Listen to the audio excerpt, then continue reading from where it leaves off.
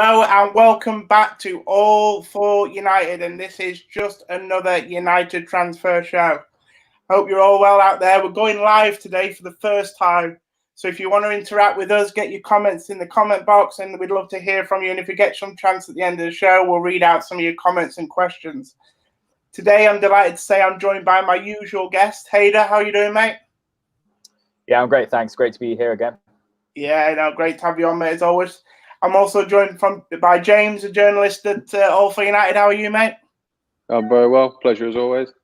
Cool. And I'm also delighted to say that we're joined by the brilliant Phil Brown from BTP. How are you doing, buddy? Doing good, lads. Thank you. All right, mate. Great to have you on, mate. I mean, everyone who's watching on Twitter, YouTube, you'll know all about Phil. He's got some fantastic content where United are concerned. So we're looking forward to hear from him today.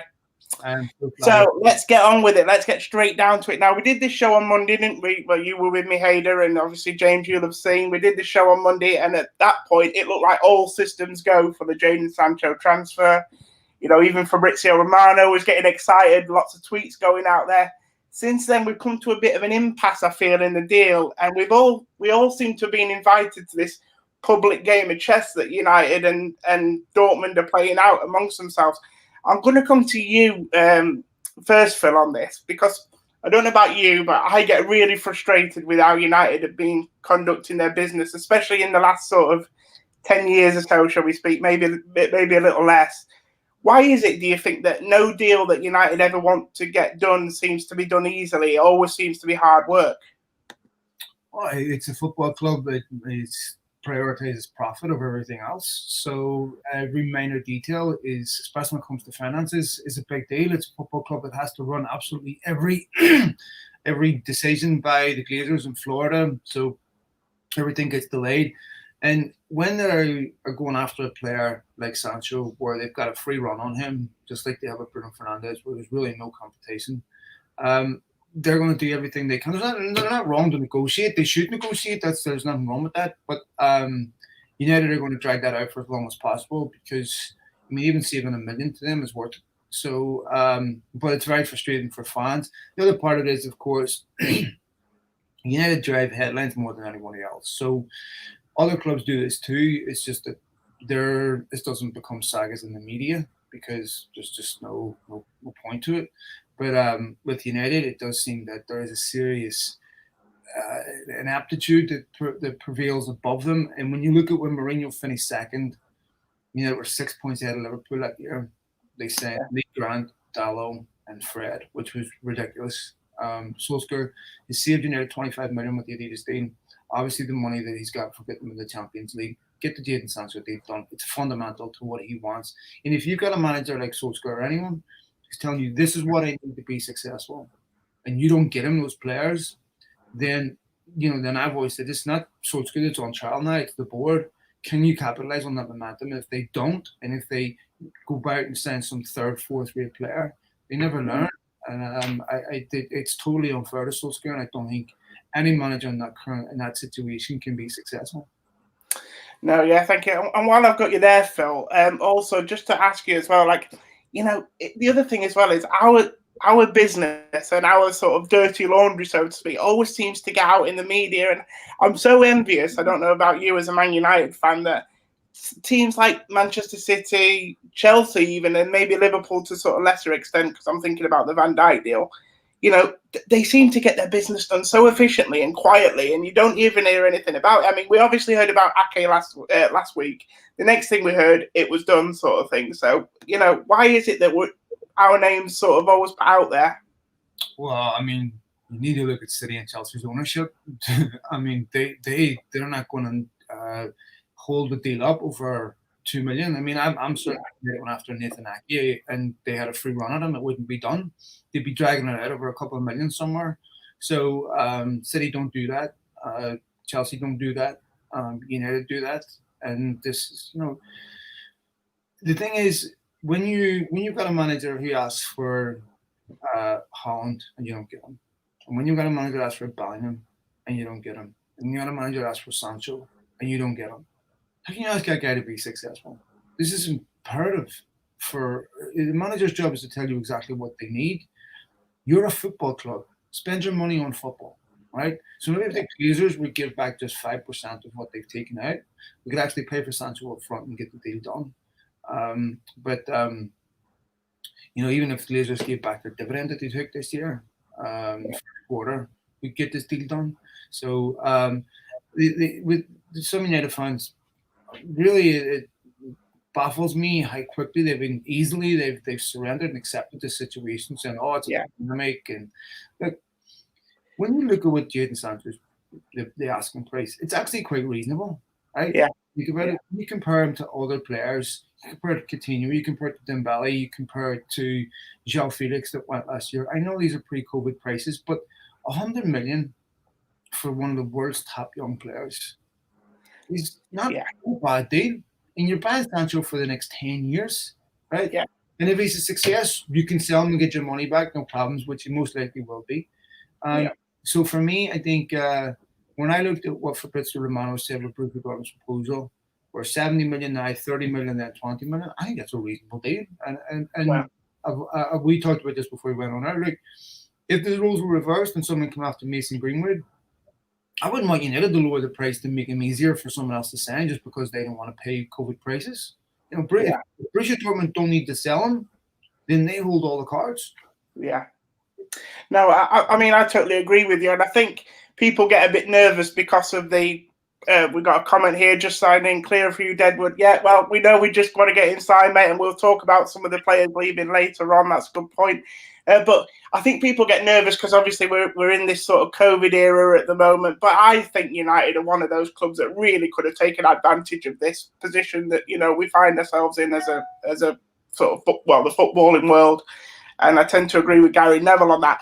But actually, someone's just saying there, just get him signed. Hader, I'm going to come to you. How important is it we just get him signed now so we can focus on other things? But having said that, we have heard over the last couple of days that maybe Sancho is the only player that United are looking to bring in this summer. But I'm not sure that can be the case, do you? Whichever way you look at it, I think Ollie's done his job this season. You look at, we finished in top 3 when seemingly that looked very, very unlikely. We're back in the Champions League, possibly in for the chance with the Europa League as well. There's a happy, harmonious squad, exciting front 3. Things are looking up. There is a trajectory upwards, and whoever the manager is, whether it's Ollie or not, they deserve so much credit. And now is the real challenge, though, is to topple Man City and Liverpool, and that's where Matt Judge, Ed Woodward, the board have to come in, and they have to supply Ollie with everything he can do to carry on this progression. I think when you're looking at it, history suggests that the transfers will follow the same path as Maguire, Bruno sagas. We always see this where we're dragging out, we're haggling over a few million here and there. And I completely understand it's a huge deal and these things take time, but we're trying to drive the price down when we know Dortmund, as Phil said, don't need to sell, nor will they budge in terms of the price. And I think this deprives Ollie of that time to work with a player, to integrate him in and to get players in early so that we can focus, because the season's only starting on the 12th of September, I believe. And with the whole COVID situation, we're looking at a very short pre-season. So, I mean, just going back to sort of Maguire, we identified him as a Jose target and haggled all summer. And eventually we signed him 6 days before the beginning of last season, paying 80 million up front. Looking at Bruno again, beggars belief we didn't sign him early on and integrate him. I mean, you got to think where United would actually be sitting if we'd signed him last summer. So all these sort of negligent actions are just what we're seeing as a norm. And like Phil said, you're looking over at Chelsea and yourself, you said Man City, that you look quite enviously at Marina at Chelsea, where she conducts her business, or Chelsea conduct their business very swiftly. They're very decisive. They signed Werner and Ziyech before the window opened. They're probably close to signing Havertz now. They're showing great speed and aggression in the market. And that's what a proper football club does. And we are not showing that. And unfortunately, look, for me, it's Jadon Sancho's the bare minimum. We've been linked with him for a couple of years now. And if we don't sign him, it's going to be a massive, massive, sort of egg on our face. So what I would say is the minimum for me has to be another midfielder, another centre-back. We have to get at least 3 players in. Otherwise, we might be short next season and then problems will start again. Yeah, well, I'll get all your opinions on this one. I think Paul, Man United 07, I think you're all of us, mate, when you say that. So, yeah, I'm with you on that. I'm going to come to you, James. I think we saw in the last game against Lask in the Europa League the other day, the squad really looked lacking. Now, I know that those players hadn't played a lot recently and you could maybe make an excuse, but it was quite alarming for me just how poor that performance was at times. So, the fact that if we're only going to look at bringing Jadon Sancho in, is that a bit of a problem, do you think? It's definitely a problem, yeah, that goes without saying. I think Jadon Sancho has to be the number one priority, closely followed by squad depth. So if you had to pick one or the other, I'd go with Jadon Sancho, because it's really frustrating to watch, because those players individually, you look at players like Fred and McTominay, they can play well, and they're good enough to be rotation options. It's just down to their sort of motivation and to get back into that team that already pushing. Yeah. But yeah, I'm not going to take it as a sort of worrying sign Wednesday night, because the tie was already wrapped up. The players had nothing to play for. I think it was just trying to get a bit of match fitness back into their legs. But yeah, the lack of squad rotation almost cost us top four. We saw that. So yeah, it's definitely. I'd be very disappointed if Sancho was the only one who came through the door this summer. Yeah, thank you for that, James. So Rover here says, obviously squad depth, yes, but no panic buys. And that's the key, isn't it, Phil? Because obviously I think in the last couple of seasons, we have bought quite poorly, which again, we'll speak about later on. But it's important that United get the right signings this summer. But I think all the indications since Solskjaer's come in has been that they will sign the right players. But just going back to what I said previously, how much do you think the squad needs improving? And I know they're not going to go out and sign another £100 million player, but is it, it will be important to get some other deals done at the right price, do you think? Well, look, we're going to find out this summer whether United are happy with being a top four club or whether they're a club that actually has serious ambitions about challenging for the title. And so when you look at last season, had United not qualified for the Champions League, it would have been simply because the squad was so woefully underprepared for the season ahead with what they did the previous summer. They inexplicably went into the season with one creative midfielder. And even if Pogba had stayed fit, you still would have had to have rested him. He ends up getting injured in the game against Rochdale because you have no other creative midfielders. And so when they signed Bruno Fernandes, United ended up taking that to the very last game of the season to qualify for the Champions League. He should have been signed, and I agree with Hader, the summer before, but if not, January 1st. Don't think they wouldn't have picked up another point in January had he been signed, right? Yeah. So they scraped him by the skin of their teeth, right? Yeah. Because of woeful preparation for the season. So Solskjaer has had a tremendous track record in the transfer market. He deserves trust. If he says, I want Jadon Sancho, I need Jadon Sancho, you get him Jadon Sancho. Okay? Yeah. They talked in March about capitalizing on this pandemic, and now all of a sudden they're being crippled by it. I don't believe that, right? And what's the point? See, this is where I have a problem with top four. Top four is great if it's used for a springboard to actually build, but if otherwise it's just a commercial success. It's not a football success. And if United, if you're going to say, well, Jadon Sancho is not enough, right? It's blatantly obvious they have problems playing out from the back. Blatantly obvious they need a slap-footed centre back. Blatantly obvious that they're lacking in certain positions. You are a football club. Use your money to buy football players. Okay, when you were prioritizing other things, right, such as the dividends to your owners and other things like that, and at the cost of investing in, your actual raison d'etre, you're the football club, buy players. This is always the problems. United are always handicapped going into seasons because they're so parsimonious and they look for the bare minimum. And when you look at the players that look, Sanchez is not going. They've got that big wage off their back. Absolutely no reason why this club financially cannot go out and bring in at least 3 players this summer, because that's at least what they need. If Bruno and Pogba, one of them, we saw against Southampton. When Pogba and Fernandes came off, they had no other midfielders who could come on and hold the ball. So they kept conceding possession because Fred and McTominay are very different players. And they both look like players that need games to find form, right? Consistent games. They don't look like players that are very good at coming in and playing well and maintaining a certain level. So for me, I think anything less than 3 players is look, ball playing centre backs a must. It would be really, really disappointing. But I think when we look at what that squad against Linz, look, we've got an abundance of evidence that there's about 5 or 6 players at that football club that have no business being there. Yeah, pretty good enough to play for Manchester United. So that is something that unbelievably Phil Jones has got this incredible. When you look at the wage bill United, 80% of it's waste because Phil Jones should not have that contract. It's insanity. The guy does not have a body that can stand up to the rigors of professional sport anymore. I totally agree. So much waste side as well. But this is obviously the transfer show, guys, and as you know, we what we do like to try and do as much as we can is we like to talk about the players that United have been linked with. But actually, since Monday to now, there's not been too much going around because obviously all the talk's been around Jadon Sancho. But one name that has popped up is the left back at Porto, Alex Telles. Now, I've got to be honest with you, I don't know much about this guy. I've done the fatal looking at YouTube and the YouTube clips, and obviously he looks brilliant on those, but everyone always does. I think I'd look great on those YouTube clips, to be fair, but it has come up quite frequently recently, and I'm going to come to you first, James. One thing I will say about this story, though, is it came from the Portuguese media a little bit like the Raul Jimenez story that we talked about last week. So do we have to be cautious with this story, or do you think it's got some substance?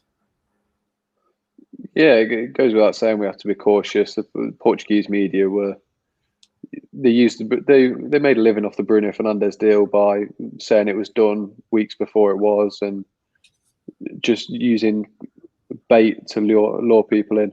But I'm sort of on the fence with this deal because there's no doubt he's a great player. But I feel like Luke Shaw was he's nowhere near one of the best left back in the league. But he was coming into the team and doing well. And we saw as soon as he dropped out of the team how much he helps the team out going forward. Because as good as Brandon Williams was, he didn't do half the role that Luke Shaw does. So yeah, I'm sort of on the fence, but I wouldn't say no to him arriving. Okay, Ada. Now, Ada, I might be stitching you up a little bit here, but can you tell us anything about Alex Telles? Is it a player that you've watched a bit? Would he fit the United style? Yeah, sure. So last week I had a Porto fan come on my podcast and we actually spoke about him. And I said, do you think he would be a good fit at Man United? Because quite clearly there's a scarcity of quality of left backs in Europe. Look at Chelsea. They're going around looking at Chilwell. There's Tagliafico. There's a lad from Sevilla. I can't pronounce his name. I think it's Reguilon. Yeah, something like that. So there's not much quality out there, but it's clear that Telles is someone that does stand out, especially on the attacking front. If you look at his statistics this season, he's got 11 goals and 8 assists in 31 games. He can take free kicks. He can take penalties. And the Porto fan that I spoke to the other day was saying that he'd be a great addition to United's style of play. If you're looking to have, for example, Wan-Bissaka on the right, he's a bit more defensive. And then that left fullback is going forward, making those runs outside of Rashford. So Rashford can take in positions on the inside. So what he said to me is similar in the sense to Robertson, in the sense that he's direct, he's explosive, he's an attacking forward. But I think the worry is the defensive side of his game. And I think although Shaw's stepped up, my issues with Shaw, and I have probably been a bit harsh on him, but I don't think he's good enough going forward. And I'm not sure he got any goals or assists this season. He might have done, I'm not too sure. And when you look at that from your left back and your right back, who's perceived to be the less attacking one, is getting more assists. And I think that's a bit of a problem for Oli and for United. And the issue I think with Telles is that there are doubts over his tackling and his aerial duels. And in the Premier League, you've seen that that's something which, for example, Lindelof's come in from the Portuguese league, it's something he struggled with. So I think what we've seen is Shaw's an important player for Man United. He's emerged that way since he's got injured, just because of, I guess, the directness that he's been showing in the past few weeks since the restart. But I do have doubts whether he's a title-winning left back. And for me, I would definitely say someone like Telles is an upgrade on what we've got. But we're not going to go and spend on a left back when I think right wing is more pressing, midfielder such as a Grealish or Van der Beek, and then you're obviously, as Phil said, a centre back, and I agree. So I would love him to be an option, but I just don't see it happening.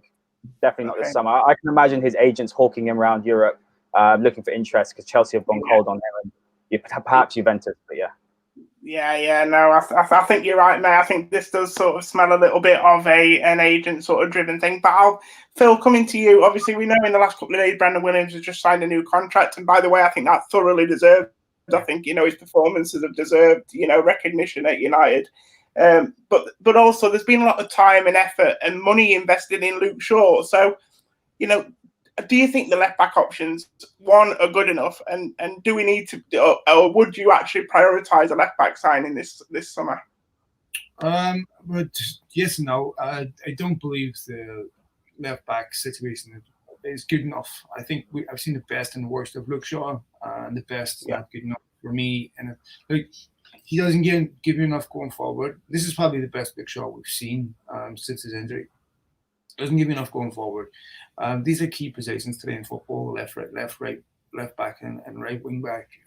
They're very, very important. It doesn't score enough, doesn't create enough. These are very problematic areas. I'm also worried about Luke Shaw in one-on-ones. You could see that when United played Spurs, Mourinho targeted him with Pace and Bergwijn on the right hand side, and so I worry about him. And so if I worry about him on one-on-ones, and I worry about him going forward, and I worry about him not contributing key areas, then to me he's not good enough. But I still think you could get away with it because you've got more pressing issues right now that need addressing. As far as Telles goes, look, he's 27. He's down to the last year of his contract. Porto badly need money, so he'd be something they definitely sell this summer. His assist goal scoring record's quite good, but as you quite rightly point out, I think the Portuguese press are still linking us with Gaetan, right? Yeah. We've talked a lot about the Portuguese press on here, mate. We're very sceptical of them. I think I've seen Gaetan in about 5 different versions of the United shirt, but never actually signed. This is nonsense. It fills the newspaper. So I don't think United will send a left back this summer. I think that'll be for another season. But it's definitely something they need. And look, if they get a proper left-hand side defender, the centre back, I think that would help Shaw also. Because if you look at when Maguire gets the ball as a right foot, the balls down the channels are a problem because obviously the tendency is to bring it inside, and that's where you need to concede a lot of possession. Obviously, against area, it also causes a problem for like Rashford and everything, who doesn't get these early balls that a left-footed centre back would give, which would also help Luke Shaw, I think. So for me, I don't think we'll do anything at left back, but eventually that's something I'll have to do. Brandon Williams, very, very good defensively, yet to show that he's exceptional going forward, but he's still a young kid. He excites me. He's a good young player, and I like his attitude. Yeah, no, I think there's definitely scope to do some work there with him. But Phil, we've got a bit of loving for you coming in here, mate. One of the best people in United media. We certainly agree with that. Like I said, we're a bit of fanboy experience for us here today. So thanks for coming on again, mate. Like I say, keep interacting with your comments, guys. We've got some good ones coming in. One here, I'm going to come to you with James. It says, would you take Alex? Oh, sorry, I clicked on the wrong comment right there. Would you take David Alaba as a left back, but also the potential for him to play centre back and maybe CDM?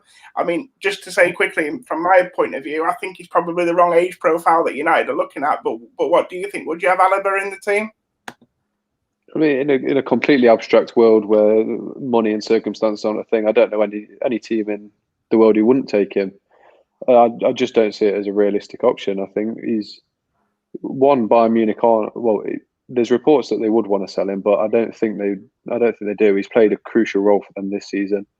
So if United did go in for him, he'd be very expensive, especially considering he's getting towards the latter stage of 20 now, his 20s now. But yeah, he has been one of the best fullbacks in the world for coming on 10 years now. So yeah, just to answer the question, I'd take him 100%, but I can't see it happening at all.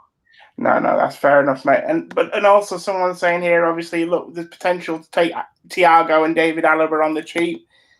I don't know. It depends whether you see it like that. But to be honest with you, I've always thought Bayern Munich don't sell great players. And I know that they are genuinely gutted that Thiago wants to leave. But if they do feel that Alaba's time is up with them, do you think there's a reason for that, Phil? No, I mean, look, they signed Alphonso Davies, who's a fantastic young left back, lightning quick. I believe Alaba and Thiago were down to the last year in their contract, so that's probably why they would consider selling him if they don't want to sign a new contract. I would agree with James. If David Alaba would take him, because you could also play him at left back if you need to. So that's a type of player I would gladly take. But you know, I don't see United spending massive money on Koulibaly, given that he's 29 and he's still got a few years left on his contract. But as far as Thiago goes, absolutely. You know, I was talking to Danny Higginbotham on my podcast about this, and he disagrees. But I think that when you look at the quality of someone like Thiago available for 25 million, something like that, you know, he would walk in United's midfield. And it would give them the opportunity of being able to rotate in that too between Fernandes and Pogba. And, you know, you're going to play a lot of games next season. Look, for me, a United player in the squad has to answer one or two questions. They're either good enough or they have the potential to be good enough. If we have players in that squad that we already know are not good enough and are not going to improve enough to be there, to play for United, they shouldn't be there. And I'm talking about Andreas Pereira, I'm talking about Jesse Lingard, I'm talking about, and people talk about Chris Smalling coming back. We've had Chris Smalling here for what, 19 years? We already know what Chris Smalling is. Right? Chris Smalling is a good player, but not good enough. Right? There's a mistake in him every week. He's got concentration issues. United do not need the answer to the question that they've been given for years. So that's what should be moved on. No, I totally agree. And I mean, that's sort of echoed here by this comment from Niagara at MUFC, who says, we need more depth at the number 10. The drop-off from Bruno and others is massive, and that's what you're saying, Phil. To be able to have someone we can rotate that sort of Pogba Fernandes position. We've obviously been linked with the likes of Grealish, but he's going to be too much money now, I think, with Villa staying in the league. Donny van der Beek's the interesting one. I did think at the start United were maybe getting linked with him as a sort of hurry-up for Real Madrid, but I actually think he could be available at an obtainable price for United. But again, it depends how much they sort of feel that that's a priority position. I think we all think that as fans, but obviously the club might have a different idea. Now, I want to move on slightly because I want to look at the sort of players leaving the club, and obviously the biggest one in the last few days has been Alexis Sanchez. You know, he's finally gone. First of all, nice simple question. I'll come to you, Hayder. Is Sanchez probably the worst signing we've ever had at United? So many factors to that, isn't it? I think when you take into account everything in terms of the reputation that he had when he joined, the amount of money he was on, sort of the significance as well, possibly the first number 7, okay, apart from Di Maria coming in after Ronaldo, that you thought, right, this player can really take it, you know, the sort of the shirt by its horns and just, you know, move forward with it. But I don't think anybody wasn't excited by the prospect of Sanchez coming to Old Trafford. You don't really pass up on an opportunity to sign a world-class player ahead of your rivals. I know City are in it for him as well. And since joining Arsenal, I think he's probably been one of the best players in the league alongside Eden Hazard. And if he'd went to City, I think he probably would have excelled. And I don't think United could have taken that chance. So back when we signed him, I thought it was a massive coup for us and almost like a Van Persie type of signing. But I don't really blame the club for taking the chance on him. But my God, has it failed spectacularly. I think probably is the worst signing that we've ever made when you've taken everything into account. And if you think about it, he probably was in decline before he joined. When United played Arsenal in that game where De Gea made that incredible double save, he was very poor. He lost the ball about 33 times, I believe. And you could see that he wasn't quite right, but everyone thought it was an attitude thing. And there were many mistakes along the way. I think Jose playing him on the left when we needed someone to play on the right, while Rashford and Martial were really excelling. They were scoring goals. They were rotating, pushing each other for that starting spot. And Jose came in and essentially took that away from them. And I think that was a massive, massive mistake. And that was, I guess, the beginning of the end. And it just never really worked out. There's a few memorable moments, the goal versus Spurs in the FA Cup semis, the Newcastle winner, but he'll definitely go down probably as one of our worst signings. And I really do wish him the best. That's the thing. I don't like seeing fans go out there, you know, wishing him the worst. I want him to go and enjoy his football again. I want him to excel, but for best for all parties that he went, and we needed to get that massive wage off the wage bill, because that should, in hindsight, you know, free up some more wages for players to come in. Yeah, no, I totally agree. I never believe in sort of booing players either when they come back to Old Trafford or wishing anyone wrong. But Phil, obviously, we talked a little bit earlier about how United did their business, and obviously around the time when they sold Sanchez, they did a lot of bad business around then. Obviously, Hayden touched on Di Maria signings, Falcao signings, but just to get your thoughts on Sanchez about how poor of a signing were, but also just to actually say on the other side, maybe United could be commended on this one, because I actually think they've done pretty well to get him off the books. If you look at how Arsenal are struggling to get Ozil out of the club, and other clubs around Europe are probably having the same problem with players on high wages, actually on this deal, have United done quite well? No, I agree. I think they have done quite well to get him out. He's still a good player in Sanchez. I agree with Hader again that the way United used him, his best seasons for Arsenal came when he played down the middle for them as a striker. Yeah, they did that. Then it wasn't really a team set up to get the best out of Sanchez, and he just looked completely lost. Lukaku is a big target man. He doesn't attack the channels the way. Weirdly enough, Sanchez may actually do well in this United team that would be set up to play to his strengths. But given his ways, given all of the talk behind him, and the fact that Solskjaer's completely changed the working environment at United, they had to sell him. You can't bring that back. You can't. He's a Mourinho signing. Solskjaer needs his own people in that dressing room that are loyal to him.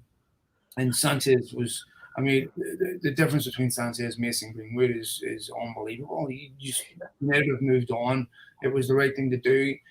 They had to do it now. They couldn't wait another year. No one else was going to take Sanchez in a year's time on that type of money. You get him off the books. They didn't pay anything for him. They swapped him for Mkhitaryan. So I think it's a good deal to get him off the books and get him over to Italy and hopefully use that space that and with the salary for someone else. But history teaches us to expect incompetence with United in the summer market, and you usually never let down when you do. No, thank you.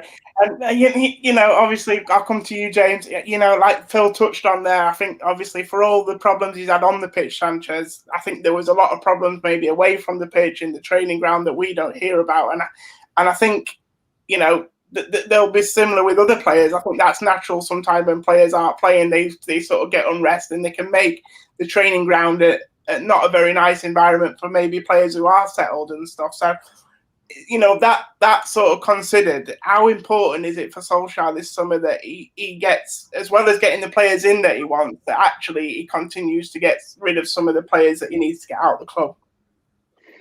Yeah, it's crucial, absolutely crucial. I think even disregarding dressing room atmosphere, to be paying some of the wages compared to ability for some of these players, it's just ridiculous. I think I couldn't give a value to what players like Phil Jones are on, but for his ability, he should be earning towards the lower scale of the wages in a league, never mind in the club.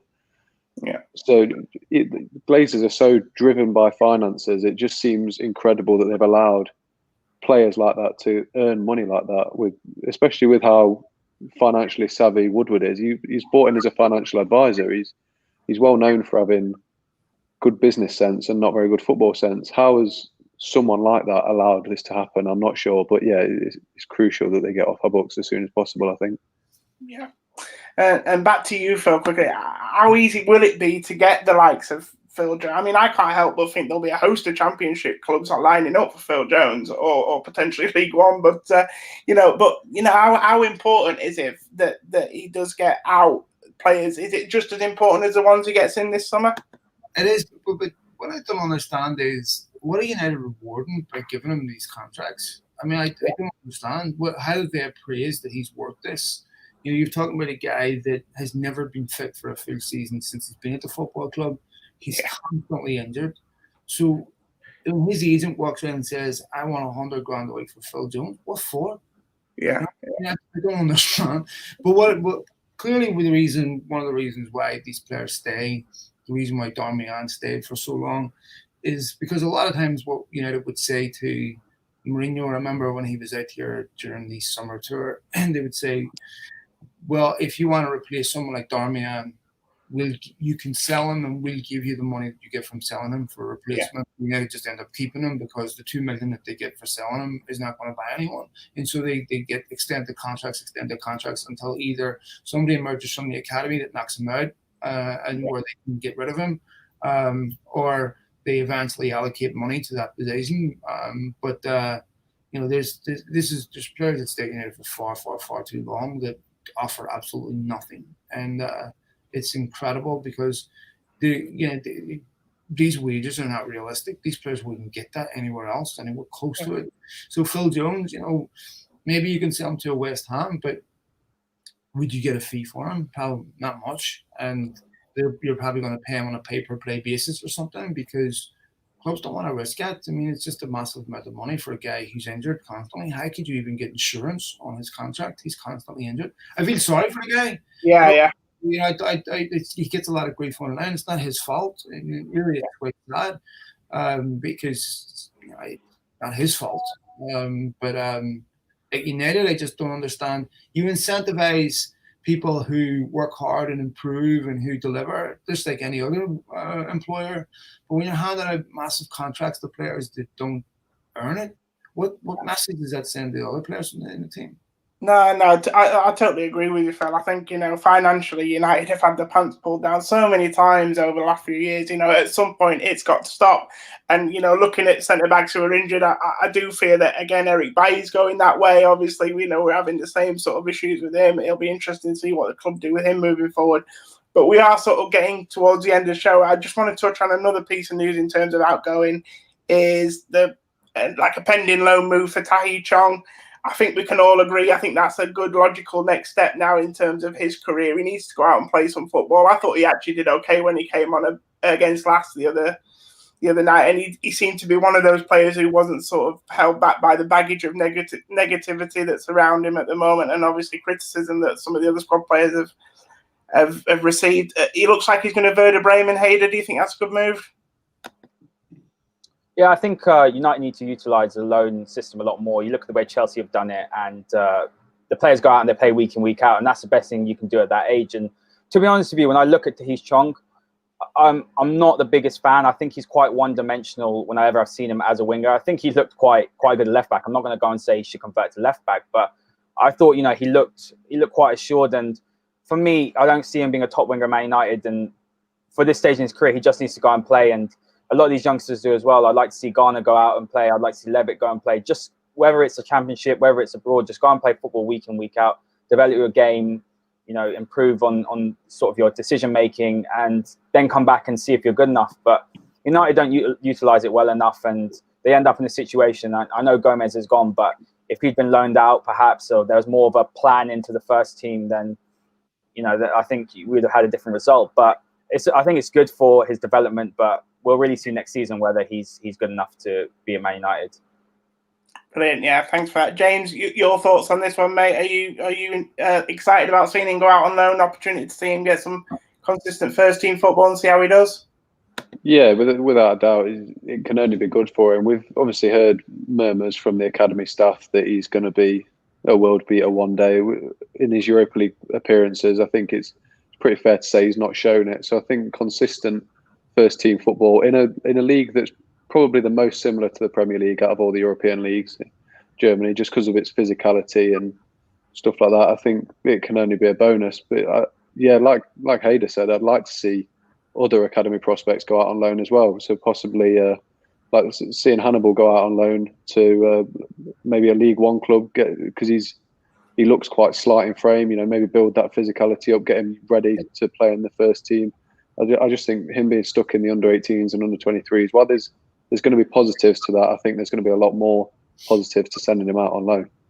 Yeah, brilliant. And I'll finish for you, Phil, where we started on obviously Tahi Chong, but also other youngsters at United. Important to get him out on loan. I'm thinking maybe people like Jimmy Garner as well. He desperately needs some football. I mean, do you think there's some potential with these boys, and do we need to get him out on loan to see that? Yeah, look, Tahi Chong needs to be at least 20. Yeah. Total waste of time for him to be staying at under 23 level. The difference between under 23 level and Premier League football is enormous. It's massive. Yeah. So for United, we need to find out if he's good enough. We're not paying the price for finding that out. Go find out if Werder Bremen if he's good enough, and if he's not quite good enough, he's almost good enough, then you can get some money if he has a good season over there. Yeah. I was had Michael Carrick on the show about a month ago. We were talking about Jimmy Garner, and he was saying that he was going to be training with the first team now. So I imagine they're probably going to look to loan him out too. Again, for him, he's too good for the level he's playing at, but I don't know if he's good enough to be playing for United yet. So, you get a young player like that out into the Championship, which is a brilliant league. I think it's a great learning experience for them. They're actually playing football that matters. They're playing under pressure, and it really does grow you up. I know a lot of people complain about Angel Gomez, but you're talking about a kid that went to Lille, who's not good enough for Lille, who's now been looked at to Boavista, which tells you how far off the United first team he was. Yeah. So the gap between the youth team 23's first team is huge. Yeah. I do have some promising kids. Hannibal Maverick looks very, very good. So I do think anytime you can get them out the Championship that plays them is definitely beneficial for the development. Yeah, no, I think it's a real good point because actually I think everyone held Angel Gomez up obviously as being one of the sort of beacons of the academy and obviously one of the better ones we had. And I think, according to reports, Solskjaer was disappointed he couldn't keep hold of him. But I think it's quite telling that obviously he's gone to Lille and then straight out on loan to Boavista. But like I say, guys, that's all we've got time for today. So I just want to say a massive thank you to you, James, to you, Hader, and Phil. Massive thanks to you as well, mate. I know you're so busy at the moment. Keep up the brilliant work, what you're doing with BTP, mate. We all love watching that. So thanks.